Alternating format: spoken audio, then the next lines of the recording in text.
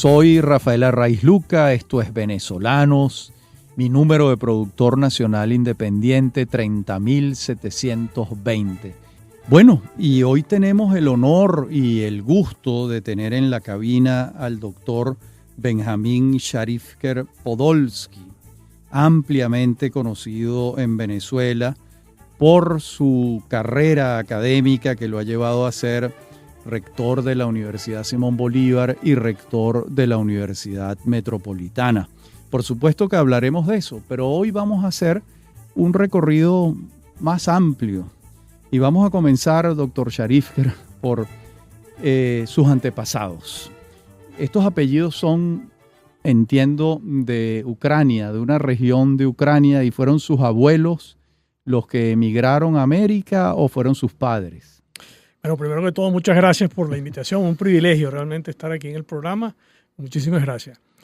Fueron mis abuelos en principios del siglo XX, cuando la Primera Guerra Mundial, justo antes de la Revolución Rusa, vivían en el imperio zarista, en el imperio ruso. Eso era el imperio ruso. Y Ucrania, lo que hoy en día es Ucrania, era parte del imperio ruso. Claro. Entonces, durante toda esa época de la Primera Guerra Mundial, los prolegómenos de la Revolución Rusa, hubo mucho conflicto en, claro, esa zona. Primero el imperio zarista, digamos, cayó, entonces hubo lo que se llamó la Rusia Blanca, después vinieron los bolcheviques, etc. Entonces, durante toda esa conflagración, bueno, pues mis 4 abuelos, realmente los de tanto maternos como paternos, decidieron irse. Y se fueron, bueno, por diferentes vías y confluyeron en Argentina. En Buenos Aires. En Buenos Aires. Qué bien. Entonces el apellido Podolsky, de hecho hay una región de lo que hoy en día es Ucrania que se llama Podolia, y tanto mis abuelos paternos como los maternos pues venían de esa región de lo que hoy en día es Ucrania, pero que era el imperio ruso en ese momento. Y fueron a Buenos Aires. Y era muy frecuente además que emigraran a la Argentina, porque en esa última mitad del siglo XIX y los primeros 40 años del siglo XX, la inmigración hacia la Argentina fue muy grande. Sobre todo de Europa Oriental. De Europa Oriental. De Rusia, de lo que hoy en día es Ucrania, de Polonia, incluso gente de Turquía, claro, de toda esa región. Y Argentina era un lugar, era un país que estaba acogiendo inmigrantes en ese momento porque se estaba desarrollando rápidamente, quería desarrollar la industria, quería desarrollar la agricultura, el comercio, etcétera, y bueno. ¿Y ellos tenían profesiones afines a la industria, a la agricultura? No. Eran comerciantes más que otra cosa. ¿Y los 4 abuelos judíos? Judíos, los 4 abuelos. Muy bien. Y entonces sus padres nacieron en Argentina. Mis padres, digamos, seguramente ahí se conformó, como siempre con las inmigraciones, claro, grupos de personas con orígenes afines, etcétera. Y bueno, y dentro de esos grupos, pues, se conocieron mi padre y mi madre, se casaron y bueno, y lo demás es historia, pues. Claro. ¿Y cuántos hermanos han sido ustedes? Yo tengo un hermano ligeramente mayor que yo, 2 años mayor que yo. ¿Que vive en Venezuela también? Lamentablemente no. Ajá. Vivió muchos años en Venezuela, pero ya hace algún tiempo, pues, forma parte de la diáspora. De la diáspora venezolana, sí. Y usted, rector, nació el 21 de septiembre de 1953, precisamente en Buenos Aires. Y se vino para Venezuela con sus padres siendo un niño. 4 años tenía. 4 años, o sea que usted no tiene ni siquiera el recuerdo de Buenos Aires. Tengo algunos recuerdos, bueno, he ido de visita, porque claro, visitas familiares, visitas también profesionales, científicas, etcétera. Varias veces he ido a Buenos Aires. Pero sí, curiosamente tengo recuerdos muy vagos de la época en que primero se vino mi padre, porque mi padre trabajaba en una empresa de seguros importante en Argentina que decidió abrir una oficina en Venezuela, entonces lo envían a Caracas, a Venezuela en realidad, para abrir una oficina. Mi padre visita Maracaibo, visita Caracas, decide, después de haber pasado por varias ciudades de Venezuela, que iban a abrir la oficina en Caracas, y luego entonces sí, vinimos toda la familia. Entonces yo recuerdo, por ejemplo, curioso, eso habría sido en el año 55 aproximadamente, yo posiblemente tuviera 2 años, y recuerdo la música clásica que sonaba en la radio, y solamente música clásica porque había habido un golpe de Estado, que fue cuando cayó Perón. De tal manera que sí tengo algunos recuerdos, curiosamente, digamos, de edad muy temprana. Y bueno, y algunos otros recuerdos que recuerdo que, bueno, que yo me sentía con la responsabilidad de ayudar a mi mamá, y entonces, bueno, algunas anécdotas que yo pudiera contar de esas ayudas que yo le daba a mi mamá con esa temprana edad, porque mi papá se había ido de viaje, yo tenía ya 4 años en ese momento. Imagínese. Y cuando ustedes, entonces, la familia llega a Venezuela en el año 57, me 57. Parece, ¿sí? ¿Y llegan al aeropuerto de Maiquetía? No, vinimos por barco. Ah, sí. Vinimos en un barco que era un crucero, que tenía piscina, en fin. También tengo algunos recuerdos de ese viaje, porque también, curiosamente, ese barco, bueno, hizo escala en Montevideo, de eso no me acuerdo, pero hizo escala en algún puerto brasilero, que posiblemente haya sido Sao Paulo o Río de Janeiro, no lo sé. Pero desembarcamos, visitamos, y entonces yo no entendía nada. Y era la primera vez que yo me enfrentaba a otra lengua. Claro. Entonces, bueno, ahí aprendí que había otros idiomas en el mundo. Qué maravilla. Porque nunca había tenido esa experiencia. También ese tuvo escala en Trinidad. Uh-huh. Entonces, de ahí recuerdo todavía los policías con shorts y con sombreros de corcho. Sombreritos de hongo, aquellos blancos. Sí, ¿no? De esos blancos. Sí. Y luego, bueno, y llegamos a La Guaira. A La Guaira. ¿Y tiene el recuerdo de esas primeras impresiones de Caracas? En el año 57 Caracas era una ciudad todavía muy pequeña. Yo creo que podía tener si acaso 1 millón de habitantes, ¿no? Bueno, sí, tengo recuerdos. Nosotros vivimos en toda la infancia, yo la transcurrí en San Bernardino, sí, cerca del centro de Caracas, pero recuerdo que, digamos, los primeros meses estuvimos en un hotel muy cerca de la Plaza Bolívar. Mi papá tenía la oficina muy cerca de la Plaza Bolívar. Y nosotros llegamos en septiembre, octubre del año 57, y mi papá llega con un cuento de que el 1 de enero de 1958, diciendo, aquí en el trópico celebran el Año Nuevo de una manera muy particular. Estaban bombardeando Miraflores. Claro. Lo de Martín Parada y Hugo Trejo. Exactamente. Entonces mi papá, bueno, pues llegó con ese cuento de que las celebraciones de Año Nuevo eran un poco particulares. Un poco ruidosas. Qué interesante. ¿Y esos primeros años dónde los estudia? En el Colegio Moraes y Luces. O sea, ¿dónde quedaba? ¿En San Bernardino? Quedaba en San Bernardino. Sí. El Colegio Moraes y Luces Herzl Bialik quedaba pegado al Ávila, en la parte alta de San Bernardino, y ahí hice primaria y secundaria. Kinder, primaria y secundaria, desde, digamos, hice preescolar, primaria y secundaria. Sí, creo recordar que uno de los compañeros de clase en el colegio era Moisés Naim. Moisés Naim, correcto. Sí. Éramos compañeros. Sí. Él alguna vez me refirió el sobrenombre que usted tenía en el colegio. ¿Recuerda algún otro compañero o compañera? No recuerdo también. Si era mixto el colegio. Era mixto. Sí. Ilan Chester. También era, digamos, de nuestro grupo. Y bueno, sí, por supuesto, recuerdo a muchos más. En fin, cantidad de... Muchísimos otros. Claro que sí, éramos como 80, 90. Eran como 80 o 90. Y llega el momento de graduarse de bachiller y hay que hacer una escogencia. La química. Usted estudia química en la Universidad Simón Bolívar. Es una escogencia que no es frecuente. Debe haber habido una pasión por esa materia muy particular, ¿no? Sí, yo creo que ahí confluyen tal vez varios factores, ¿no? Un factor es que mi padre y mi madre eran muy, digamos, me dieron muchas libertades en mis años, digamos, de infancia. Mi papá tenía muchos libros. Era un lector empedernido, mi mamá también.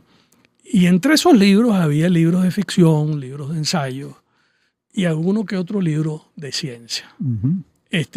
Y desde edad muy temprana, bueno, pues me empezaron a interesar los asuntos de ciencia. Entonces, uh-huh, me permitieron en un rincón de la casa montar un laboratorio. En ese laboratorio, entonces yo hacía, bueno, experimentos. Tendría 15 años. No, mucho menos. Tal vez 10 años.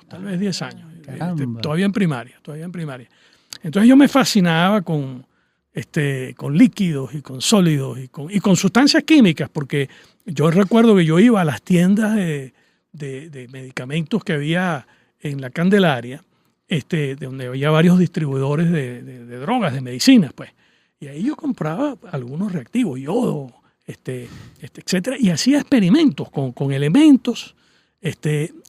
Algunos de esos experimentos yo no se los recomendaría a nadie hacerlos porque podrían ser peligrosos y tóxicos y explosivos, exactamente. Pero yo creo que por ahí surgió mucho mi interés por la ciencia, y también tuve buenos profesores. Tengo que también profesores que para mí fueron muy inspiradores en el área de la física y de la química. De esos profesores vamos a hablar en la próxima parte del programa. Ya regresamos. En breve continúa Venezolanos. Somos Unión Radio Cultural.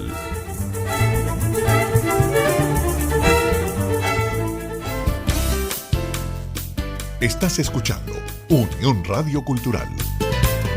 Este y otros programas de Venezolanos los puedes oír en formato podcast a través de Anchor.fm. Para alguna sugerencia sobre este espacio, pueden escribirnos al correo rafaelarraiz@hotmail.com y en Twitter @rafaelarraiz. Somos Unión Radio Cultural.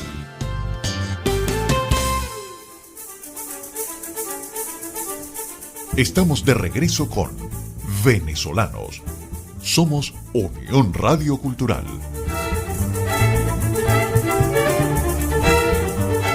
Bueno, estamos de vuelta con el doctor Benjamín Sharifker y veníamos conversando sobre esos profesores en el bachillerato que abrieron camino en el Moral y Luces. ¿Quiénes fueron, doctor Sharifker? Sí, ahí tuve profesores que fueron realmente inspiradores, sobre todo el profesor de química, se llamaba Guillermo Herrera. Uh-huh. Él había sacado un doctorado en química en Italia, si mal no recuerdo, y tenía un estilo de dar clases espectacular. Espectacular. La química, que es una ciencia muy abstracta, sí, que es difícil a veces, pues, entender un poco de qué se trata. Entonces él tenía toda una técnica en donde él le ponía colores a los elementos y entonces iba combinando elementos y uno la iba viendo en Tecnicolor. Pero luego él mezclaba historias con la enseñanza de la química. Y entonces yo me acuerdo que él leía, traía, por ejemplo, cuando veía que todos los estudiantes estaban fastidiados, entonces sacaba un libro y leía un libro de literatura. Giovanni Papini, yo qué sé, no me acuerdo exactamente qué es lo que era, cualquier cosa. Sí. Entonces, bueno, a través también de esas historias que discutíamos en clase, la historia. Los iba enganchando. Exactamente. Entonces, bueno, luego otro, por ejemplo, el profesor de mineralogía, creo que eso era cuarto o quinto año que se veía mineralogía en esa época. Bueno, ciencias de la tierra, porque eso era básicamente ciencias de la tierra, eso también puede ser muy fastidioso. Sí. Pero este profesor lo mezclaba con matemáticas y lo mezclaba con otras cosas. Entonces, nos planteaba, por ejemplo, cosas así, mira, ¿por qué el agua no se quema? Por ejemplo, él decía, claro. Bueno, porque ya está quemada. Ahí. Entonces empezaba, mezclaba eso con química, de cómo se formó el agua, etcétera, etcétera. Bueno, entonces, digamos, yo pienso que eso me despertó. Por ejemplo, este profesor Herrera organizó un centro de ciencias en el colegio, donde varios compañeros hacíamos, compartíamos pues intereses en ese centro de ciencias, donde entonces él nos abría el laboratorio, ya no solamente para hacer las prácticas de laboratorio exigidas por los programas de estudio, sino que nosotros teníamos cierta libertad para hacer experimentos en el laboratorio. Claro, pero eran muy buenos profesores, ya realmente. Lo creo. Y su grado de bachiller me parece que coincide con la apertura de la Universidad Simón Bolívar. Así es. Yo tengo el recuerdo de que la universidad la crea Raúl Leoni, el primer rector fue Eloy Lares Martínez, se iba a llamar Universidad de Caracas, pero viene el cambio de gobierno y el presidente Caldera designa al doctor Maíz Vallenilla rector y cambia también el nombre, Universidad Simón Bolívar. ¿Usted fue de los primeros alumnos? De la segunda promoción. De la segunda. Los primeros alumnos entraron en el año 70, pero en enero. O sea, la universidad empezó, su primera clase pues se dio algún día de enero, creo que fue 19 de enero de 1970, o 18 de enero, algo así. Y yo entré en septiembre del año 70, me gradué de bachiller en julio pues, de ese año. ¿Y ya año. El régimen era trimestral? Ya era trimestral. Nació trimestral. Sí, nació con régimen trimestral. Era, por supuesto, una muy innovadora en ese momento en en Venezuela, yo creo que fue un modelo bastante innovador y pienso yo bastante exitoso. Sin duda, sin la menor duda. Donde digamos, el centro de atención no era tanto que el estudiante adquiriera una profesión, que es un poco, digamos, el estilo, yo no sé si llamarlo estilo, más bien el sesgo de lo que son los estudios universitarios en Venezuela, que son muy profesionalizantes. Y no era tanto el adquirir una profesión, sino la formación integral del estudiante. Entonces había un primer año que era común para todos los estudiantes, que se llamaba estudios generales, y luego esos estudios generales también continuaban a lo largo de toda la carrera. O sea, una línea. Sí, entonces si uno estaba estudiando, por ejemplo yo, química, pero tenía que tomar clases, que yo las podía elegir, podía hacer economía, podía hacer filosofía, podía hacer comunicación, en fin, había todo, arte, lógica, yo qué sé, cantidad de cosas que uno podía uno tomar. Y ni siquiera estaba terminada la universidad, creo, había pocos edificios, ¿no? No, cuando yo entré, ahí lo que había eran unos galpones que muy pomposamente se los denominaba pabellones. Pero eso eran unos galpones que no sé, a lo mejor eran caballerizas convertidas en aulas de clase. Eso era la hacienda de los Santaella, que tenía hasta una plaza de toros allí. Así es. ¿Qué tal? Y usted se gradúa allí en 1976. Sí. Y de inmediato se va a hacer un doctorado en físico-química en la Universidad de Southampton. Exactamente. De donde egresa en el año 1979. ¿Cómo fue esa experiencia allá en Southampton y por qué esa universidad? Bueno, cuando termino yo de estudiar en la Universidad Simón Bolívar, entonces me proponen dar clases en la universidad, lo cual me resultaba atractiva, digamos, esa propuesta.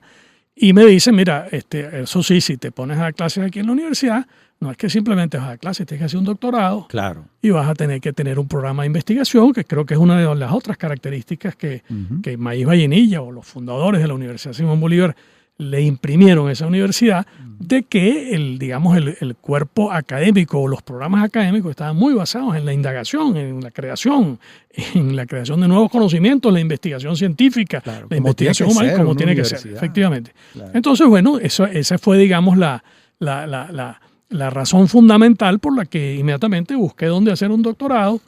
Y después de escribirle cartas a varias personas en diferentes partes del mundo, decidirme a Inglaterra porque ahí conseguí un profesor, Graham Hills, que me planteó unos problemas interesantes para estudiar y unas condiciones de estudio que me resultaban muy atractivas, las inglesas, en comparación con como eran los estudios doctorales, por ejemplo, en Estados Unidos en esa época, que eran estudios muy docentes en los Estados Unidos, mientras que en Inglaterra estaban completamente enfocados en la investigación. Por eso me fui para Inglaterra. Ah, pues claro, qué bien. Bueno, y usted regresó en 1980 y entra al Departamento de Química de la universidad y allí fue, a su vez, desarrollando una tarea en la gerencia académica porque fue jefe de departamento, después estuvo decano de investigación y desarrollo entre el año 92 y 96. Y aquí hay un dato interesante en su biografía. Después de decano fue vicerrector administrativo. Que eso me sorprendió cuando estaba haciendo la investigación. Yo hubiera pensado que iba a ser vicerrector académico primero, ¿no? Bueno, mira, sí, eso es interesante. Y para el año 2000, principio de los años 2000. 2001-2005 estuvo exacto, vicerrector de 2001-2005. Bueno, había fuertes amenazas a las universidades venezolanas. Y ya las universidades venezolanas, las públicas, estaban atravesando unos problemas que eran fundamentalmente administrativos más que académicos. O sea, por ejemplo, la Universidad Simón Bolívar tenía problemas académicos fuertes, por supuesto, pero el origen de esos problemas académicos que tenía eran realmente administrativos. Uno, por la situación política que estábamos viviendo, amenazas, digamos, de índole político, pero otras por la crisis económica que ya venía desde antes. O sea, la crisis económica de las universidades públicas no nacieron en el año 2000, las venimos arrastrando desde mediados de los 80, principios de los 90, y en ese momento teníamos, por ejemplo, un déficit en la Universidad Simón Bolívar enorme en lo que tenía que ver con la atención de la gente. O sea, para mí una universidad es la gente. Claro. Y por ejemplo, si en un momento determinado, y Dios no lo quiera, una universidad venezolana le llega una tragedia, lo que le pasó a la Universidad Simón Bolívar en el año 99. En el deslave. En el deslave, por ejemplo. Bueno, en el deslave del 99 quedó arrasada completamente la sede del litoral de la Universidad Simón Bolívar. Sí. Bueno, pues no habían pasado sino pocas semanas, posiblemente un trimestre, no recuerdo, pero muy poco tiempo, cuando todos los programas del litoral, bueno, se trasladaron a Certeneja y los estudiantes que estaban en Certeneja y los profesores que estaban en el litoral pudieron continuar. Entonces, digamos, la infraestructura, los edificios, los laboratorios son necesarios para que una universidad funcione. Claro. Pero los que son esenciales, los que es son insustituibles es la gente, los profesores y los estudiantes. Claro. Entonces, ya la universidad para el año 2001 había perdido la posibilidad de atender apropiadamente a la gente y sobre todo en lo que respecta a la previsión social. El seguro, la posibilidad de que la gente pudiera comprar habitación, los que iban entrando pudieran ubicarse, tener un carro, bueno, la Simón Bolívar queda más o menos lejos de la ciudad, en fin, esas necesidades esenciales era muy difícil cubrirlas. Entonces, bueno, mi motivación fundamental para asumir el vicerrectorado administrativo fue para tratar de resolver un poco esos problemas. Claro, y lo hizo muy bien porque lo eligieron rector para el periodo 2005-2009. Efectivamente, sí. Por ejemplo, una de las cosas que logramos hacer en ese momento fue convertir el seguro de la universidad, que era un seguro, bueno, con una compañía de seguros, lo convertimos en un programa de administración de riesgo, que bueno, no quiero entrar en detalles técnicos, claro, digamos, del área de seguros, pero que en donde realmente la compañía de seguros no es la que asume el riesgo de la salud, en este caso del personal, sino que es la propia universidad a través de la Procuraduría de Recursos. Entonces eso nos permitió administrar mucho mejor los recursos que teníamos para la previsión social que con una compañía de seguros. Y es un sistema que hasta hoy en día todavía está vigente ahí.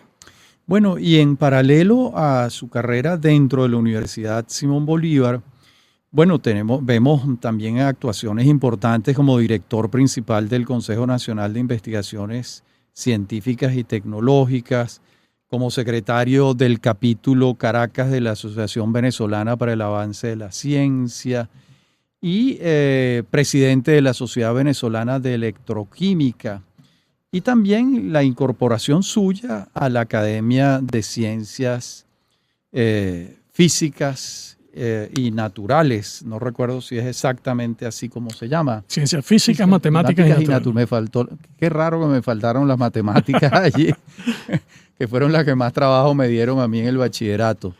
¿Cuándo ocurre esa incorporación, doctor Sharifker? Yo entré primero como miembro correspondiente a la Academia de Ciencias Físicas, Matemáticas y Naturales. No recuerdo el año. 97, 98 posiblemente. Y luego fui electo individuo de número, posiblemente en el año 2001, 2002 aproximadamente. Creo que, bueno, las fechas son más o menos esas, ¿no? Ha sido una experiencia pienso que las academias son instancias muy importantes dentro del desarrollo de Venezuela. No se les presta, pienso yo, históricamente no se les ha prestado suficiente atención, pero son oportunidades tremendas que tenemos en Venezuela porque ahí hay una concentración importante de talentos y de capacidades para atender problemas importantes. Y eso se ha visto, por ejemplo, con la pandemia del COVID-19, donde tanto la Academia de Medicina como la Academia de Ciencias Físicas, Matemáticas y Naturales, dentro de sus ámbitos de competencia, pienso que han tenido una contribución importante a que nosotros, bueno, mal que bien, pudiéramos mejorar las políticas públicas para la atención de la pandemia en Venezuela. Bien, en la próxima parte del programa vamos a conversar con el doctor Sharifker sobre aspectos propiamente de su investigación científica, que yo creo que son aspectos muy poco conocidos. Ya regresamos. El doctor Sharifker es uno de los científicos venezolanos con mayor cantidad de trabajos publicados. En el mundo de la ciencia también se mide mucho por las veces que sus trabajos han sido citados y pasan de miles las citas que tienen los trabajos científicos del doctor Sharifker en el área de la química. ¿En qué consiste propiamente esa investigación? ¿Cuál es la aplicación práctica? ¿Cómo llegó usted a esos aportes que ha venido haciendo? Bueno, como dije anteriormente, a mí me interesó desde muy temprano la ciencia como una forma de entender el mundo en que vivo. Uh-huh. Primero como una cuestión lúdica, porque sencillamente me parecía maravillosa las cosas que yo podía ver en un laboratorio y quería entenderlas porque esas cosas ocurren así. Y eso me llevó a hacer el doctorado en cristalización, electrocristalización, o sea, cristalización inducida por campos eléctricos y por corrientes eléctricas, en donde entonces puede haber un líquido que se transforma en sólido, o algo que está disuelto en solución, convertirse en un cristal. ¿Eso tiene aplicaciones médicas, por ejemplo? Tiene aplicaciones importantísimas hoy en día en baterías. Por ejemplo, tanto la batería de plomo, que la tenemos todos en los carros, como no tanto la batería de litio hoy en día, pero hacia donde seguramente se va a dirigir. La batería de litio va a depender mucho de esos procesos de cristalización. Entonces, la conversión de energía, de hecho, la acumulación de energía, en este momento es tremendamente importante porque estamos atravesando una transición energética donde estamos queriendo salir en el mundo del uso de recursos fósiles, porque los recursos, bueno, ahí está ahora la convención esta COP27 en Egipto, que tiene precisamente que ver con la acumulación de gases invernaderos que contribuyen al calentamiento global, y uno de los principales gases invernaderos es el CO2, el dióxido de carbono, el anhídrido carbónico, que se produce por la combustión de carbón o petróleo o gas natural. Entonces, para alejarnos del uso de los combustibles fósiles, necesitamos sistemas que logren acumular energía de alguna manera. Y uno de esos sistemas son las baterías. Por ejemplo, si yo en pocos años pongo una celda solar en el balcón de mi apartamento y tengo una batería que acumule la energía, ¿eso va a ser posible? Claro. ¿Todavía no lo es? Todavía, no es económicamente viable, pero es posible. O sea, si tú tienes suficiente... O sea, es científicamente posible. Científica, técnicamente, y los implementos necesarios para hacerlo los consigues en cualquier, están en el mercado. O sea, se pueden conseguir. Ese acumulador, que creo que es el término técnico, un acumulador de energía, ¿cuánto, en una hipótesis suya, cuánto pudiese almacenar energía para cuánto tiempo, digamos así? Para ponértelo, fíjate, ahorita el 10% aproximadamente del mercado en países como Suecia, como Holanda o más, incluso más del 10% del mercado de automóviles en esos países son carros eléctricos. Sí. El carro Tesla, por ejemplo. Sí. Ese es un carro que te puede transportar 500 kilómetros o más con una sola carga de la batería. Claro.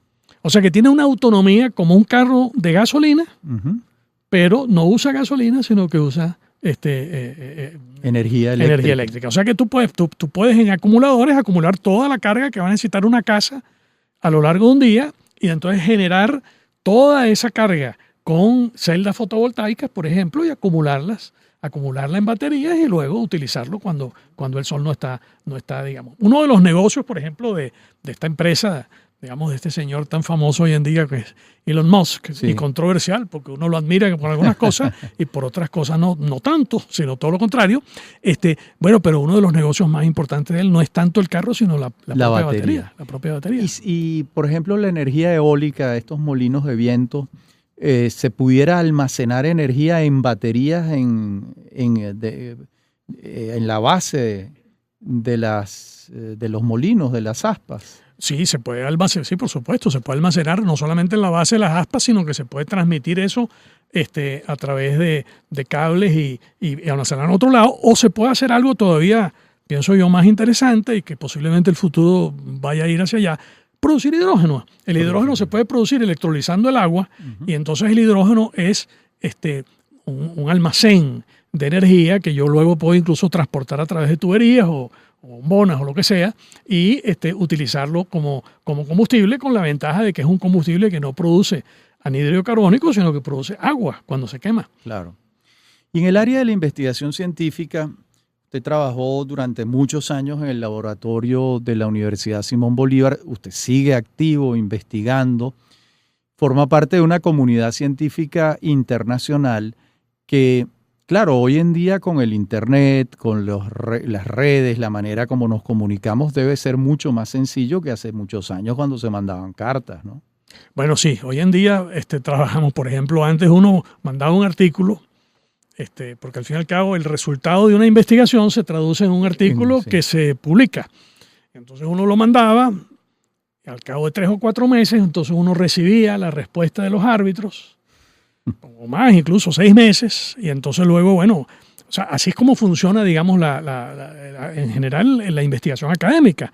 Funciona a través de la revisión de los conocimientos por expertos y por pares que nosotros llamamos, y entonces de esa manera se va no solamente mejorando el conocimiento, sino que se va reduciendo también el volumen a lo mejor de conocimientos innecesarios, porque a veces a mí me ha pasado de que yo he mandado un artículo a una revista y me dicen, mire, pero eso que usted está mandando ya es algo hecho, algo que yo no sabía porque no había leído, digamos, que alguien lo había, ¿no? Entonces simplemente eso pues no sirve para nada, porque ya fue hecho. Claro. Entonces, bueno, en fin, todo ese proceso se ha acelerado. Ya uno no tiene que esperar esos 6 meses a que lleguen los árbitros para luego uno contestar y 6 meses más tarde entonces que le vuelvan a decir que, bueno, está muy bien lo que usted hizo, pero ahora tiene que hacer esto también, etcétera, que son varias vueltas, digamos, hasta que un conocimiento científico salga publicado, sino que eso ahora ocurre en cuestión de días o semanas, precisamente por Internet. Incluso el trabajo colaborativo. Yo en este momento estoy escribiendo un artículo con una investigadora inglesa, de una universidad inglesa, y con un investigador español que trabaja en Bélgica. ¿Y usted en Caracas? Y yo en Caracas. Entonces, bueno, eso... Qué maravilla, ¿no? Tenemos esa comunicación prácticamente diaria en donde nosotros vamos avanzando en el trabajo que vamos haciendo. Y estoy colaborando con colegas míos y estudiantes míos que ahora están, bueno, en Argentina, en Tailandia, en Estados Unidos, en fin, en España, en Francia, en Inglaterra, bueno, que se han ido por razones que conocemos, que son parte, digamos, de esa migración de talentos que en algún momento fuimos un polo de atracción en Venezuela y que en este momento, pues somos lo contrario, pues somos estamos expeliendo de alguna manera nuestros talentos y, bueno, colaboramos por Internet. Bueno, y por otra parte, entrando ya en el mundo de la gerencia académica, donde usted ha tenido una actuación destacadísima, muy pocos venezolanos han sido rectores de 2 universidades. Los 4 años que usted fue rector de la Simón Bolívar, más los 4 años de vicerrector administrativo, los años que fue jefe de departamento. O sea, hizo una carrera completa más los 10 años de rector de la Universidad Metropolitana. De modo que reflexiones suyas sobre la educación superior en Venezuela son obviamente muy importantes. Usted es una de las voces más autorizadas en esta materia. Y claro, y le ha tocado una época muy difícil, porque hemos visto el deterioro de la educación pública venezolana y en particular de la educación universitaria, ¿no? Sí, no estamos pasando por el mejor momento de la educación universitaria en Venezuela. Y pienso que realmente el ejercicio que tenemos que hacer, el esfuerzo que tenemos que hacer, es no solamente de exigirle a los gobiernos que atiendan los temas universitarios, porque este no es un tema solamente de los gobiernos, y ni es un tema solamente de las universidades tampoco, es un tema de la sociedad. Claro. Nosotros necesitamos crear conciencia en Venezuela de que la riqueza no está en el subsuelo, para que nosotros simplemente la saquemos y que sin que haya talento ni esfuerzo nosotros podamos vivir de algo que está ahí dado y que entonces lo que hay que hacer es repartir esa riqueza. Entonces ese es un elemento que tenemos que darnos cuenta.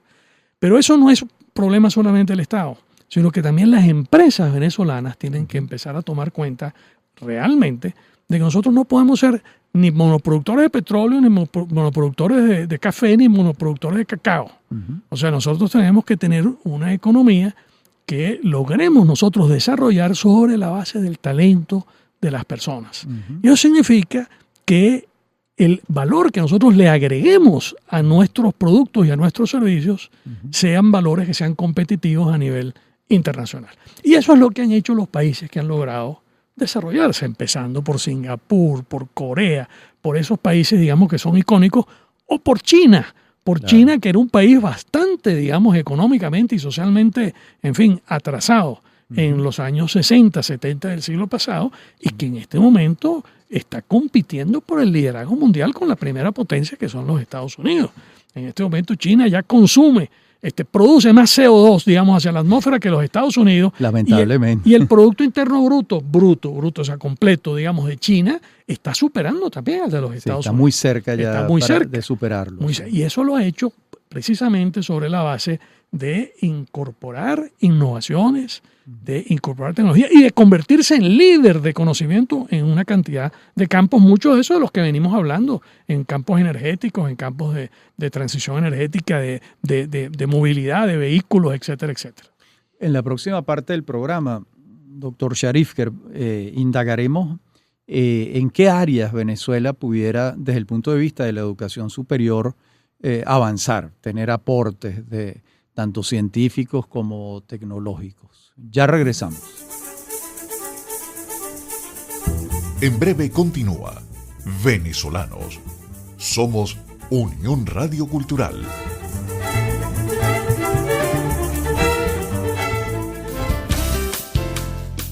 Estás escuchando Unión Radio Cultural.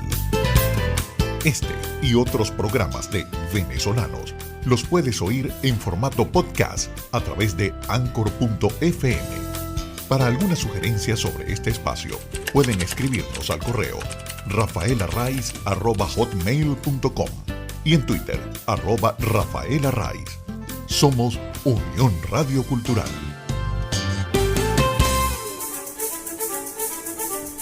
Estamos de regreso con Venezolanos.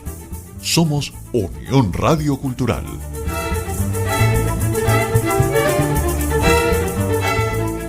Vamos a la última parte de esta gratísima conversación con el doctor Benjamín Sharifker.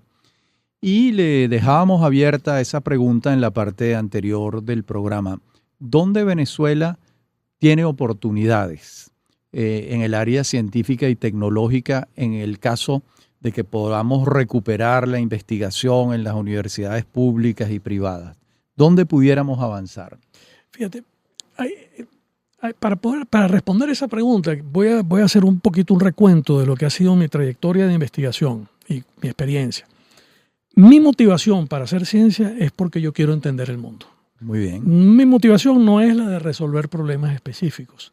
Eso puede ser motivación para un ingeniero, para un médico, para muchos otros. Pero para un químico que lo que le interesa es entender el mundo, mi motivación es entender el mundo. Pero para yo poder hacer esa investigación, para entender el mundo, necesito recursos. Claro. Y para procurar esos recursos, como el Estado no tiene capacidad de dármelo, como la universidad en la cual yo trabajo tampoco va a tener capacidad de dármelo, me tengo que acercar a los productores, a las empresas, y entusiasmar a las empresas en problemas que me puedan servir a mí también para entender el mundo, que es mi objetivo. Y resolverles problemas a ellos. Y resolverles problemas a ellos. Entonces, en varios momentos, digamos, durante mi carrera, bueno, me acerqué a Petróleos de Venezuela, donde primero yo quería resolverles los problemas a ellos, después me convencí que eran ellos los que yo tenía que escuchar cuáles eran los problemas que ellos estaban planteando, claro, y ver dónde yo podía contribuir. Entonces les planteaba cosas en donde yo podía contribuir, y esas cosas, bueno, me iban permitiendo entender mejor la naturaleza al tiempo que le iba resolviendo los problemas a ellos. Luego con empresas incluso petroleras, pero había en una época en Venezuela no solamente PDVSA, sino otras empresas, claro, digamos, transnacionales. También hemos tenido proyectos con ellos. Primero con PDVSA tuvimos, por ejemplo, conversión de gas natural.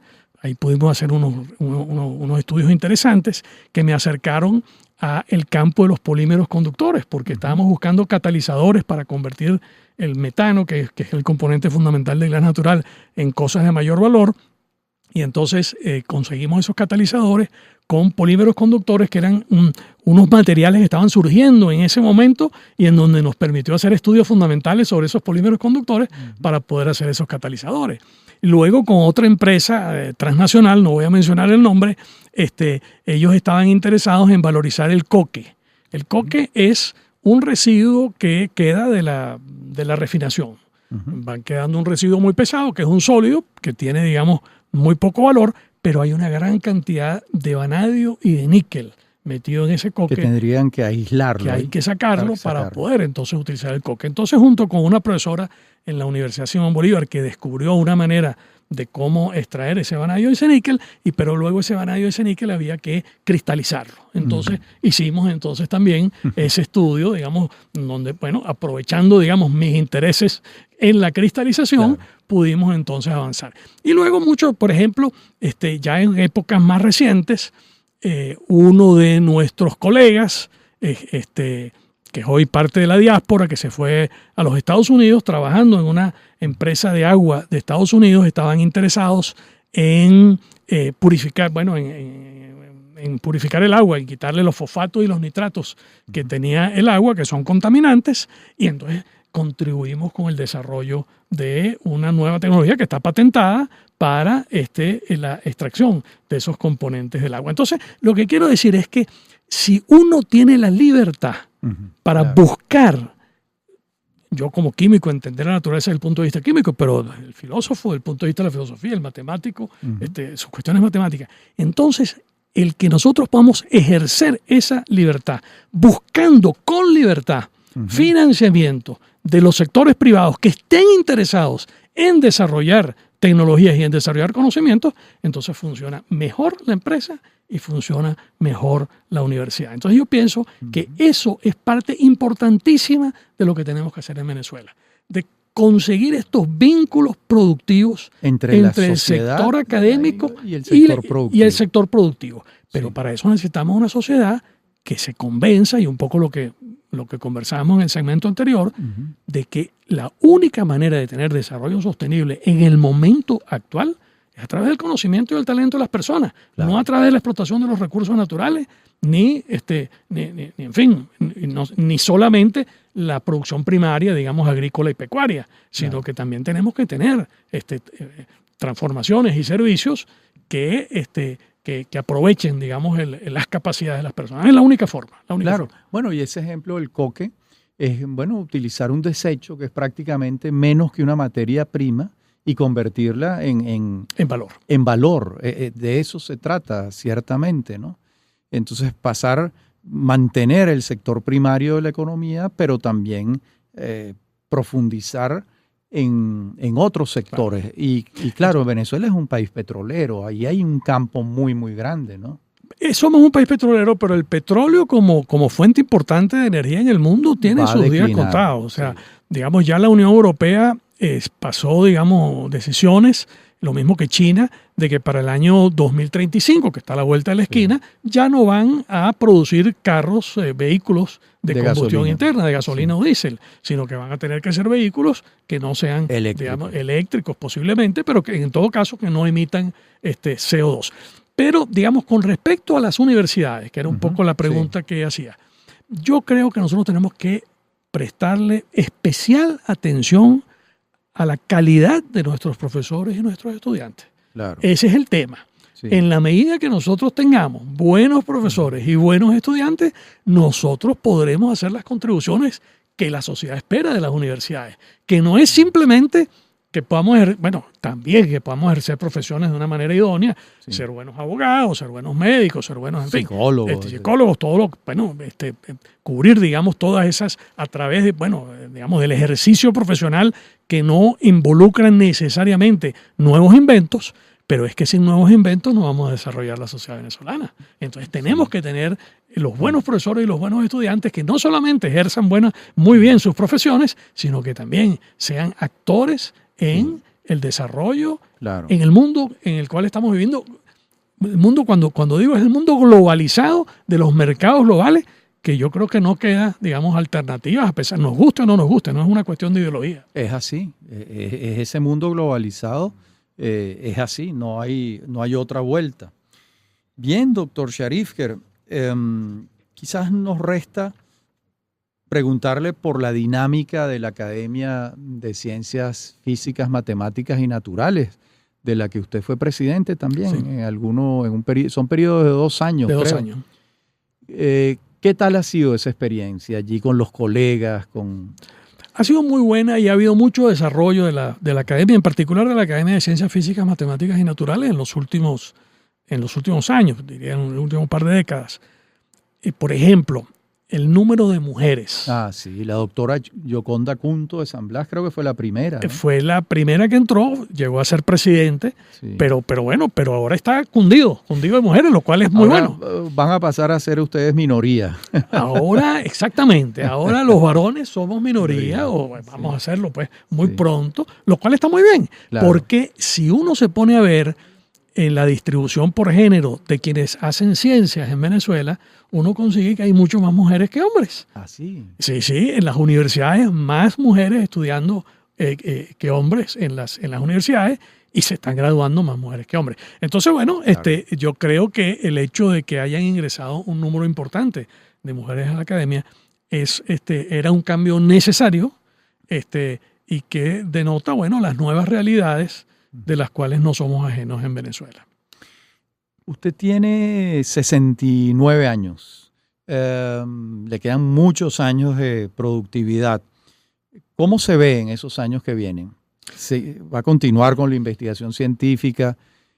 Yo no creo que sea posible que usted abandone la reflexión sobre la educación venezolana, porque eso es una pasión suya también. ¿Cómo se mira en estos años que En este por momento delante? me estoy dedicando mucho a la química, a las ciencias, pero digamos, el hacerlo experimentalmente me está resultando muy difícil Claro. por las condiciones muy precarias en las que están los laboratorios de investigación en las universidades venezolanas. Yo tengo la expectativa de que podamos mejorar esa situación, no necesariamente con financiamiento público, sino a través de mejores relaciones, como hablábamos, con que existan condiciones que permitan que también y que propicien que la empresa venezolana se convierta en un líder importante de innovaciones y de desarrollos que promuevan que el trabajo de tanto profesores como estudiantes en el trabajo científico. Pero también sí, estoy bastante involucrado en temas que tienen que ver no solamente las políticas universitarias que tenemos que resolver, sino en general el tema venezolano. Estoy bastante involucrado en no solamente reflexiones, sino acciones que tenemos que acometer para que nosotros podamos tener una dinámica en Venezuela que nos permita progresar social, política y económicamente. Y una de esas cosas fundamentales es que haya alternabilidad democrática en Venezuela. Mientras no tengamos un sistema, en mi opinión, pluripartidista, o sea, si nosotros tendemos hacia el monopartidismo, como ya tendió, por ejemplo, Nicaragua, que prácticamente es una república, o como la llamemos, un país monopartidista, como lo es Cuba, como lo ha sido durante mucho tiempo Cuba, y hacia lo que se está dirigiendo Venezuela, bueno, pues yo pienso que las posibilidades de que nosotros podamos conquistar mejores niveles de bienestar en Venezuela y de felicidad para las personas se van alejando. Entonces en eso estamos trabajando. Bueno, muchísimas gracias. Hablaba el doctor Benjamín Sharifker, un eminente científico venezolano con una carrera en el área de la educación superior más que sobresaliente. Muchísimas gracias por la entrevista, doctor Sharifker. Muchísimas gracias, un privilegio estar en tu programa. Gracias. Muchas gracias. Despedimos nuestro programa Venezolanos en esta serie titulada Los del Podio. Recordemos que este programa es posible gracias al equipo conformado por Isabela Iturriza, Inmaculada Sebastiano, Carlos Javier Virgües, Juan Juárez, Fernando Camacho y Giancarlos Caraballo, quien está aquí en la dirección técnica. Nos pueden seguir en la transmisión en vivo en la página mundour.com y además nos pueden seguir en @mundourweb, @radioescuelaur y @Rafael en Twitter. Recuerden que Venezolanos ya está disponible en el canal de YouTube de Unión Radio Cultural. Hasta nuestro próximo encuentro.